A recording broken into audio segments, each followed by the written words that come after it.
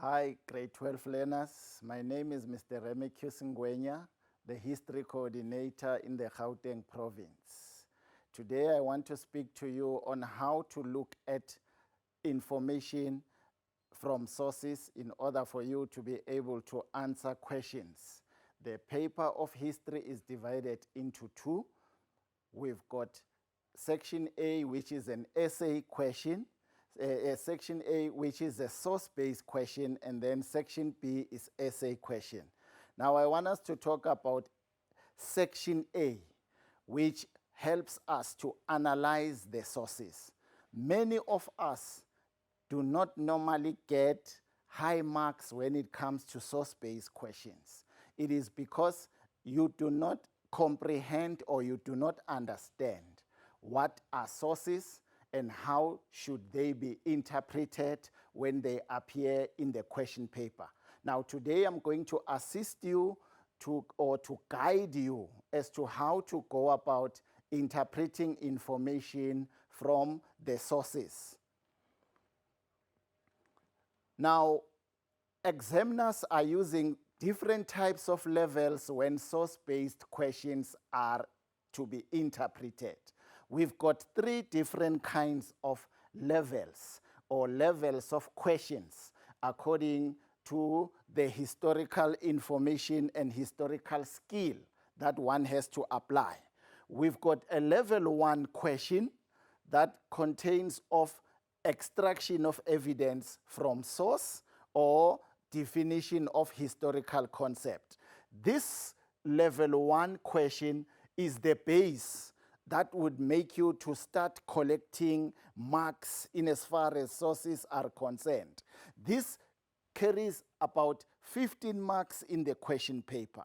Now for you to get these 15 marks, one would explain what is it that you have to look at? What type of question do you have to know, and what question verbs must you look at in order to be able to answer the 15 marks question?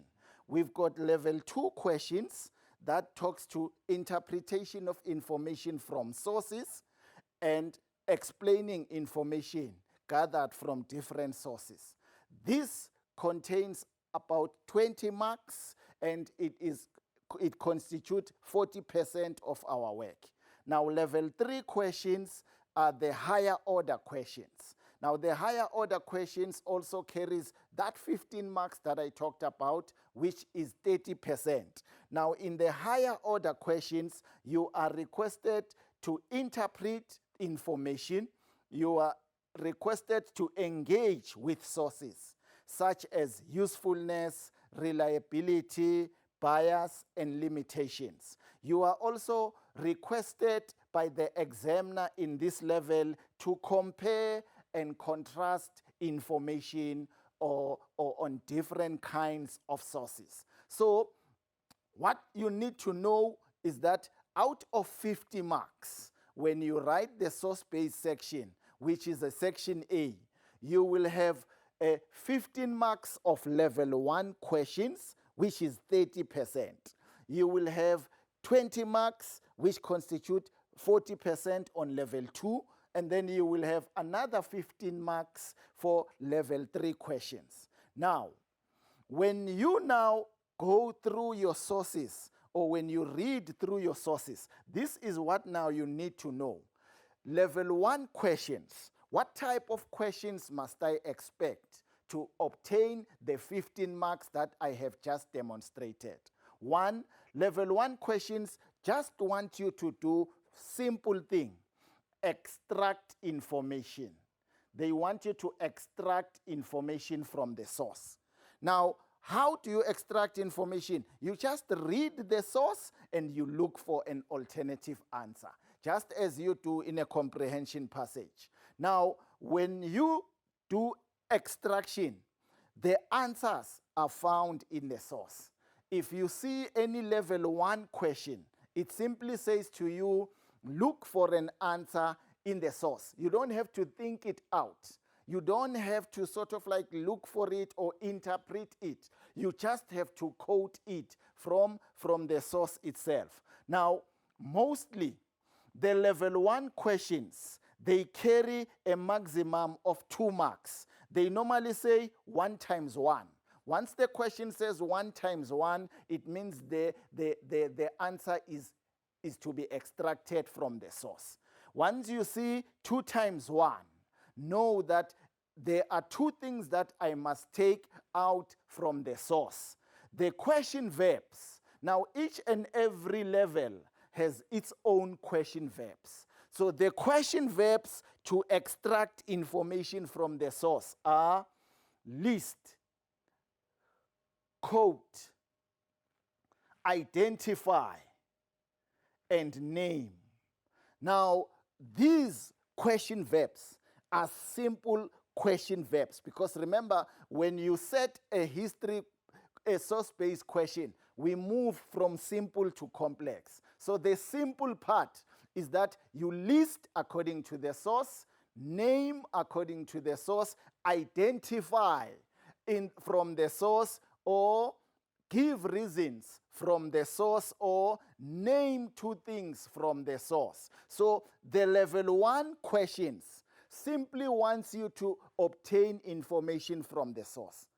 This is one easier approach to passing the source-based questions. Once you get the 15 marks from the level 1, you are already at 30% in your response. So it means you are halfway through in passing the question that is out of 50. Remember, for learners to pass the paper out of 50, they need 15 marks. So the 15 marks has been provided to you in a form of level 1 questions through extraction, reading from the source, taking information from the source, naming from the source, quoting from the source. So these are the typical level 1 questions. The question may be, what information in the source tells you about the philosophy of black consciousness, for an example?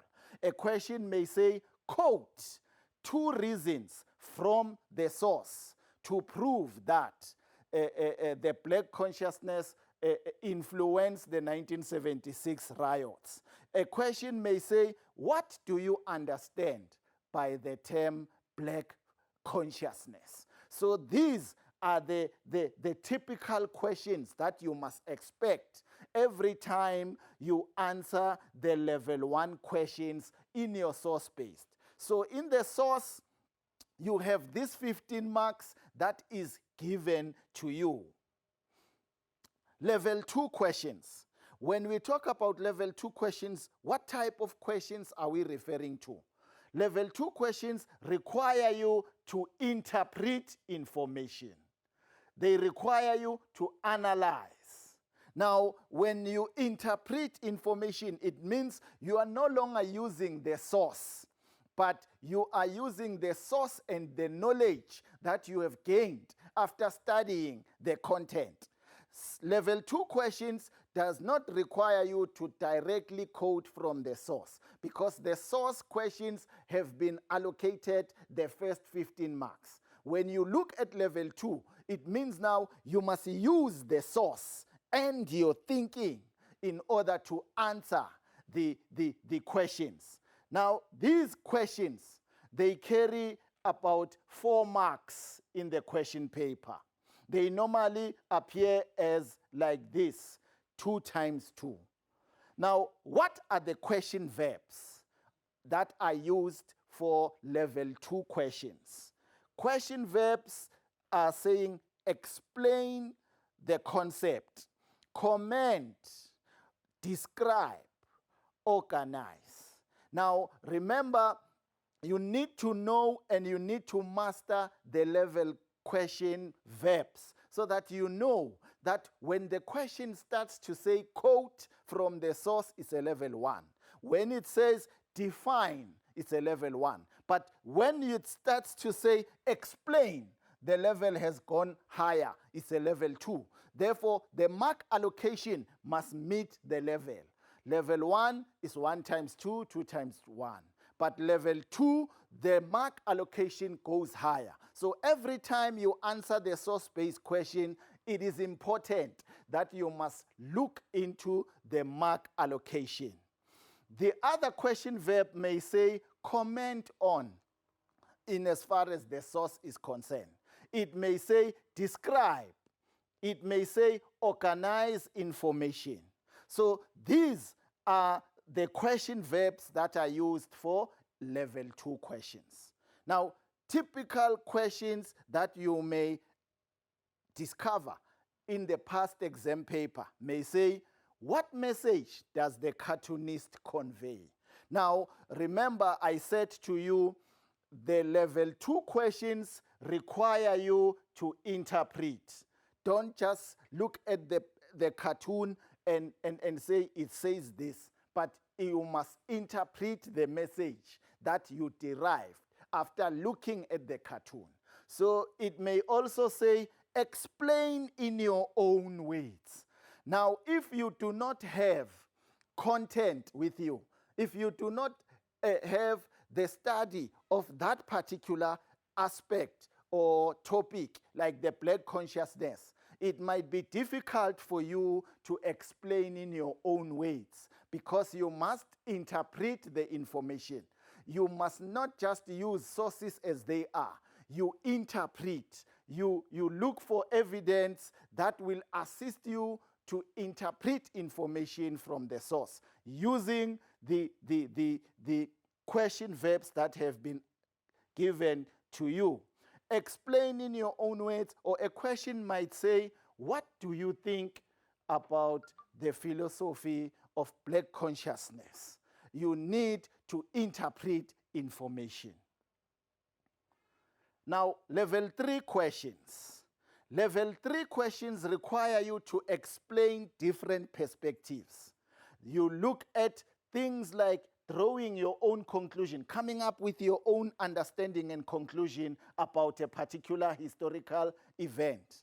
You can use also reliability as a form of a question that will make you to interpret information. Remember now, we are moving from simple to complex. We started with level 1, we went to level 2, now we are going a level higher than the past 2 levels. Now, remember I said at the beginning in the table that this question also constitutes 30% and it is 15 marks. And most of the learners do not obtain the 15 marks in as far as level 3 questions are concerned. Now, what is it that you need to know in order to master level 3 questions?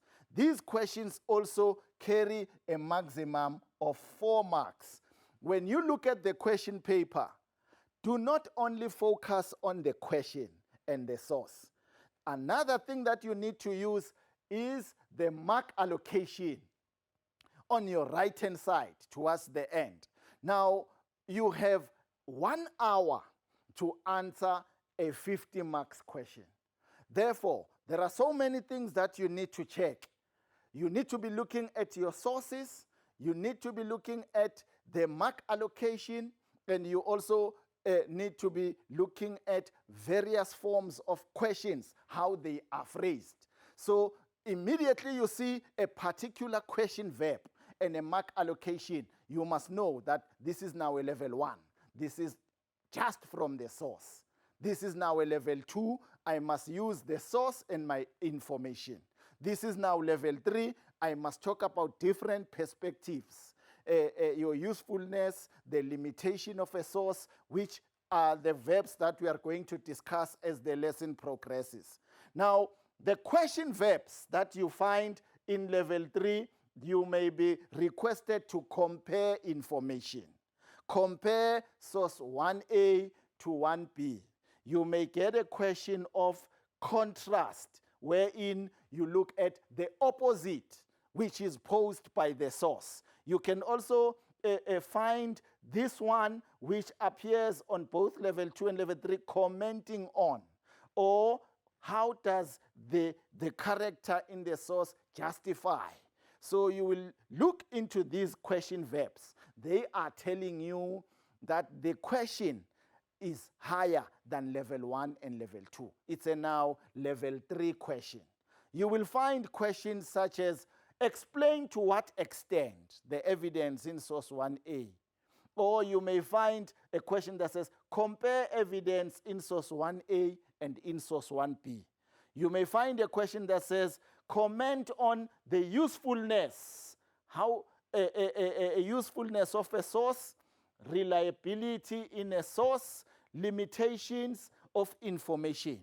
So these are the three levels that you need to expect every time you write a history paper in as far as source-based questions are concerned. The 15 marks is divided into three levels: level 1, level 2, and level 3. Now let us look at the way in which question verbs are phrased so that you can be able to understand how do you respond if a question comes in this fashion. Now, remember when I started, I talked about every time you look at section A, source-based questions, you need to look at mark allocation. When you read the question, also look at the mark. Now, every time a mark says 1 times 2, everything that has a 1 on your left, it means the question is a level 1. It tells you that the answer is in the source. Once you see a 1 mark from the left in your mark allocation, it says to you 1 times 2, then know that there are 2 things that I must look for. Then it tells you the number of responses. If it says 2, it means 2 things. If it says 1, it means I need to give 1 response. So it is very much important to look at mark allocation, because sometimes you may give 1 response and yet you are needed to give 2. Then you lose marks. So it is important to say 1 times 2 means 1 times 2. It means I must give 2 responses in a form of 1 statement. Here I must give 2 responses in a form of 2 statements, which means here your answer will be just 1 bullet, which will allow you to get 2 marks. Here it will be 2 bullets. Your answer must give 2 bullets. It means 1 for the first mark and another for the first mark for you to get a 4 marks. Right. In level 1 questions, you may be required to give 3 responses from the source. Once the question says 3 times 1, it means you need to mention 3 things. Once the question says 2 times 2, it means you need to provide 2 things. So the mark on the left guides you as to how many forms of response must you provide when you answer the question. Right. Now, what does this all mark allocation means to us? The mark allocation simply means if 1 times 1 is equals to 1, it simply says the next number, this one, tells you the level in which the question is in. If the question is dash times 1, it means I'm needed to answer a level 1 question, and which is extraction. So anything times 1 is an extraction. Now, what is an extraction? Extraction means you go straight to the source and you find the answer. You don't have to think it out. It is given to you. It's in the source. So once you see times 1 times 1, anything times 1, it means it's an extraction. It's a guiding a principle that you need to go and look for an answer in the source.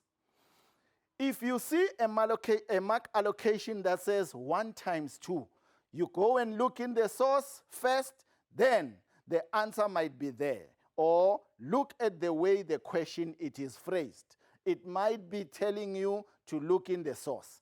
The question verb might say, according to the source. Everything that says according to the source simply means the answer is found in the source. Your response is there. You read and understand the source quite well. and then you will find your answer. Once the question verb says, according to the source, you don't have to dig in. You don't have to think it out. The answer has been provided for you. You all have to search for it and give your response. Right. If you see this one that says 2 times 2, know that the level is no longer according to the source. The level has gone higher. You must now interpret. It means you have to think the answer out. You cannot think the answer out if you do not have content. You need to have the background and the bullets to the interpretation of information that you have studied in class in order for you to answer this question. Because it requires you to interpret the information or analyze the information from the source. Analyzing means breaking down into particles. So you need to have learned your work in order for you to look at the source. Understanding what is being asked of you, and you apply your knowledge and understanding in order to answer the question. If you did not understand the content, it will be difficult for you to answer this type of a question because it needs your understanding. Therefore, learners must avoid in going to exams having not studied the content. They must not only rely on sources as they appear, they also need to use the knowledge that they have gained in the classroom in order to be able to interpret and to analyze, because this is now a higher order. The history as a subject of a skill, we move from simple to complex. We move from general to specific, and we move from the known to the unknown. So questions must be answered in the way they vary according to their levels, level 1, level 2, and level 3. For you to master source-based questions, you need to understand how these levels are tabled and how are they asked in the examination. Right. Now, these are the types of questions that you must expect when you look at the source-based question. You will find types of questions that talks to sources supporting each other, different sources. It might be a written source and a cartoon, or a written source and a photograph. Now, you might find a question that wants you to compare sources, whether the sources are talking the same language or whether the sources are contradicting each other or they are an opposite to one another. Examiners would use that skill of giving you sources to check if you will be able to compare them. Then we've got biasness of sources. Then we've got reliability in sources. We've got usefulness of sources, and we also have limitations. Now, I would explain to you what is meant by this as the lesson progresses. Now, the first part is support. How does source 1A support source 1B with regard to the philosophy of black consciousness, for an example? Now, if a question comes in this fashion, says, how does a source support? What do you do? This question is asking you to look at things that are similar first, things that are the same, or things that are common, if you look for commonality. Then before you answer the question, there's something that you need to do that is very much important, because support is a 4 marks question. You need to be looking at 2 sources in order to provide an answer for 4 marks. What do you then do? You go to source 1A, right? You find something that is common or that is supported by source 1B. For an example, if you are comparing source 1A and 1B, you go to source 1A, you look for something that is common with source 1B, and then you underline it. In your answer then, you would say, source 1A says this, and it is supported by source 1B, which says this. Then it means you have done the first comparison. Remember, this is a 4 marks question. You have done the first comparison. Then you go back to the source again. Find another example that in the second source and the first source are common for another 2 marks. Remember, the comparison question is out of 4. You first answer for the first 2 marks, and you give the answer for another 2 marks for you to obtain 4 marks. So what does this simply mean? When you look for comparison, it means you are comparing apples with apples. You don't look for an apple and an orange and you link them together. But it's an apple in source 1A and an apple in source 1B for first 2 marks. An apple in source 1A and an apple in source 1B for another 2 marks, which makes it 4 all in all. In that case, you are in a position to obtain the 4 marks through the question on comparison or looking for similarity in sources. Right. Now, remember I talked about 2 forms of comparison. We compare things that are the same and we compare things that are different. Now, here we are going to be looking at apple and an orange, not apple to apple. Now here, what are you going to do? You have to find out what is it that is an opposite between the 2 sources. How do they contradict one another? How are the 2 sources being the contradicting each other or conflicting with each other? Right. So what do? You go first to the source and find something that is opposite, that is contradicted by the source. Then in your answer, you say source 1A says this, and this is contrasted. This is contrasted, or this is contradicted by source 1B, which says this. So then you go back again. You look for another example of differences. Then it means you have answered out of 4.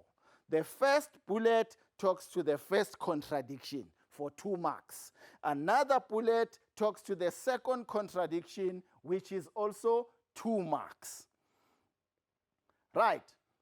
Then there is a form of question that talks to bias. If a source is biased, what does this mean?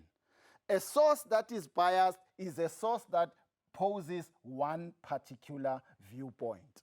Let's say we are talking about communism and capitalism.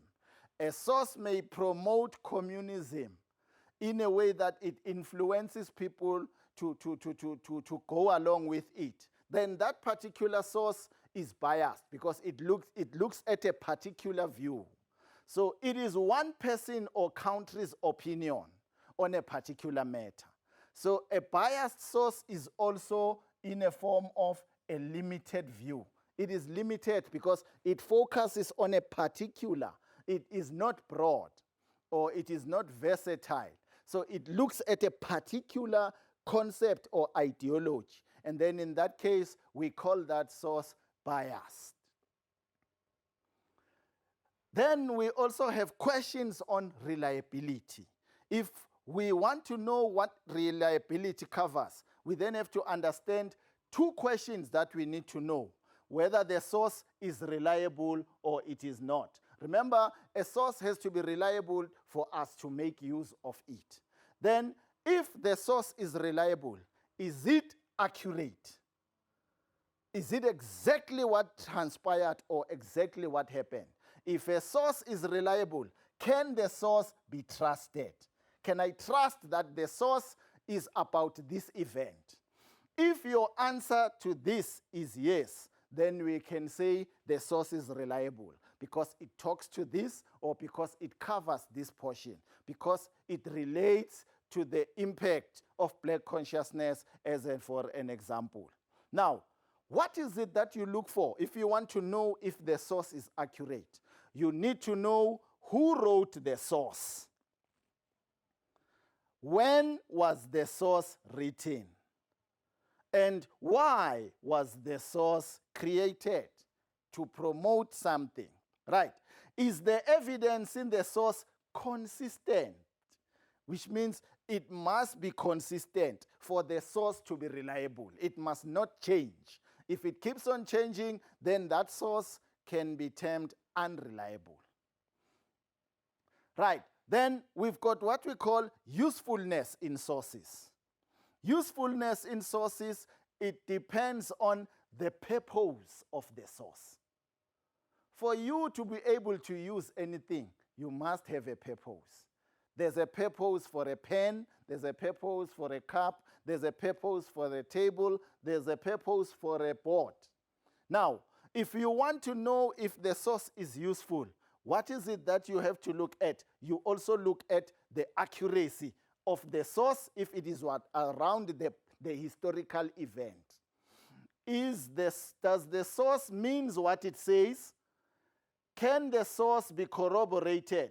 If a source has been corroborated, it means it has been tampered with. It cannot be then useful to the historian because it has been tampered with. And we also have to know who produced the source, because we have to know who wrote it so that we can make use of it in times of the historical event. Focus on the message of the source. Assess whether the information in the source can be used for that particular period. If we are studying a topic on Black consciousness and the philosophy of Black consciousness, and the source does not relate to anything around Black consciousness, that particular source is not useful to a historian studying the event on Black consciousness. So it is important that we know how these sources are formulated. We looked at reliability, we look at limitation in a source, we look at bias, then we look at usefulness. We then have to look at how these sources can be compared one to another in investigating the past. Now, as I said to you, limitation, these kind of questions, they point to the quality of a source. If a source is focusing on a particular event and not being broad, then that source is limited. So you will be looking at things like bias, reliability, and then you point to you the direction whether the source will be useful or not. So if you don't have contextualization, if you don't know who wrote the source, if you don't know why was the source written, if you don't know when was the source written, then that source cannot be useful. That source cannot be reliable. That source has limitation, and that source is biased. Now, for an example, the source may be limited because it only presents one side of a particular view. Let's say, for an example, we talk about two concepts. The concept of the Cold War, where we talk about capitalism and communism. If a source focuses only on communism, it is limited because it has not covered the other part of the ideology, where we have to study about the two concepts. So the source may be limited because it is not accurate again. If the source keeps on changing, then that source has limitations, and it is therefore not reliable. We cannot rely on a source that is highly limited. Right. When you write the source-based questions, you will come across what we call a paragraph question, which is 8 marks. Now, what do you do here? In a paragraph question, it means you are going to read all your sources based on the key question. And then you start looking at the responses from the sources in order to write a paragraph. Now, a paragraph is assessed in a holistic manner. It means you have to write your points and arrange them. The question is phrased so that it is in a form of a level 3 question. You still remember what I said about the level 3 questions? A level 3 question requires you to analyze, to interpret, to organize information in order to make a meaningful whole. For an example, explain the role of a black consciousness in the 1976 riots. Or the question may say, explain the impact. Or it may say, what are the causes or the significance of an event? So therefore, the learner must use source 1A, 1B, 1C, and 1D to give an answer. You organize information. This is a level 3 question. So the paragraph question always relates back to the key question every time. So a question might say, using the information from the relevant sources and your own knowledge, write a paragraph explaining the significance of or explaining the causes. Now, here you need to use all your sources. You need to use your information, because here you do not only use sources as they are, but you interpret information in answering the paragraph question. Now, read through all the sources and you must underline the relevant facts. For you to answer the paragraph, you need to underline the relevant facts. And then you transfer these facts into a form of a clean page before you respond to the question paper as a form of brainstorming or planning your answer. Remember the other content that relates to the question. Remember, I said to you, if you don't have content, it will be difficult for you to answer level 2 and level 3 questions. You need to have content, right? This will become your own knowledge as part of your answer. Remember, you have to include your own knowledge to show that you have an understanding of the topic. When you answer the paragraph, don't use sources only. Interpret the sources and information by providing your own evidence. Remember, when you answer the paragraph, you need to reference your sources. You reference your sources so that the one who marks will see that you have made use of your sources. You do not have to say in source 1A, Kennedy said. All you need to do is write down the relevant information, and then after, you put the relevant source in brackets, like source 1A. This will help you to know that you have made references. You have used the sources. Do not write more than a quarter of a page to 1 page to write a paragraph. All you need to do is to look at the sources and respond to the question relevant to the way it has been posed. You don't have to write 2 to 3 pages. You look for the alternative answers so that you don't waste time. Right. Now, these are the structures of how the questions are phrased in history. In the past question papers that you will collate, this is what you must look for. The question paper will have this format of question numbers. It may say 1.1.1, 1.1.2, just as in this format. Then, all level 1 questions, as I said to you, they always have the number 1 in them. Then it means, therefore, these are level 1s.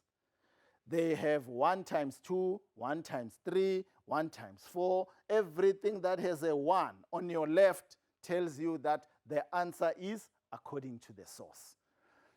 Give 2 reasons. Identify, list, as I said. Then the level 2 questions, always it's a 4 marks. It's 2 times 2. Explain, comment how these are the question verbs that you must know. Level 3 questions they also have comment, compare, usefulness, reliability, and justification of a source. These are question 2 structure. The structure is the same as that of question 1. All you have to do is to look at the mark allocation, which tells you that this question is in this level. If a question is in level 1, you will see by the mark allocation.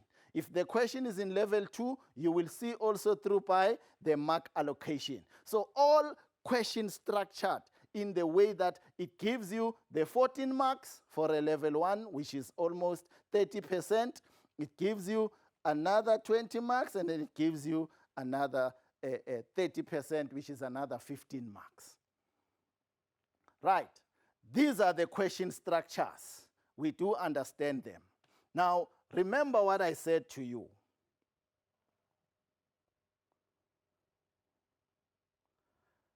Remember what I said to you. As source-based questions are out of 50 marks. For you to get the 50 marks, because it is possible to get the 50 marks, you need to know how questions are phrased, as according to the cognitive levels. Level 1 is a pure 15 marks that is given to you because the answer is in the source. You don't have to go anywhere. And for you to pass the question out of 50, you need 15 marks, which is 30%. In that case, if you have answered all your level 1 questions, then you already have the 30% pass on the paper. Level 2 questions want you to look at the source and your knowledge. If you have not studied the content, you don't have your knowledge. You can therefore not get level 2 marks in a way you are supposed to, because you only have the source without the knowledge. So level 2 wants you to use your source and your knowledge in order to answer, because you have to interpret. Level 3 questions, you need to evaluate information. Now, learners, if you can be able to understand these 3 levels, there's no way that you can fail the source-based questions out of 50 marks. It's also very much possible to obtain a 50 marks if you apply the skills that I have just shared with you. All you have to do is to look at your question paper, the past exam papers. Check if what I have said is not there. Then you make notes of the question verbs that I have just shown you. You then must make use of them to try and practice answering the questions as according to their levels. For level 1 is a simple and straightforward thing. Answers are from the source. What? According to the source. Name according to the source. List according to the source. Quote from the source. That one, learners, is given to you. We must all get that 15 marks because it is in our hands. Level 2, you have to study and know your content. Both level 2 and level 3, to be able to answer the paragraph question, which is out of 80 marks. With that, my learners, there's nothing that is impossible. If you follow what we are saying in guiding you how to obtain good marks in source-based question, do likewise and follow these skills. You will never go wrong. With that, my learners, keep safe, study your work, get your past question papers, look at how sources are to be answered, apply the skills that I have just shared with you. You will never go wrong. With that, thank you.